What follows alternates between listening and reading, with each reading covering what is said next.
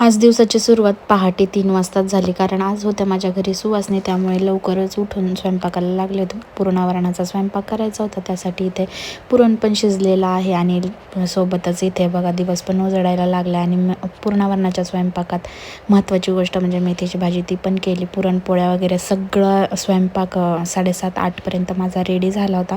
त्यानंतर एक ताट भरलं आणि ते ताट उपरण्यामध्ये बांधून सोबतच ओटी आणि पीठ मीठ घेऊन हळदी कुंकू घेऊन आम्ही आलेलो आहोत देवीच्या मंदिरामध्ये. तर देवीच्या मंदिरामध्ये आलो तेव्हा अभिषेक वगैरे चालू होता देवीचा, त्यामुळे नैवेद्य तिथेच ताटात काढून ठेवला. आणि त्यांनी मग नंतर देवीचा शृंगार वगैरे झाल्यानंतर ते त्या देवीला दाखवतील अशा ह्याने त्यांच्या ताटात मी सगळं नैवेद्य काढून ठेवलं. घरी आले, त्यानंतर घरच्या देवांना पण नैवेद्य वगैरे दाखवलं आणि सुवासिनींचे ताटं भरायला घेतले.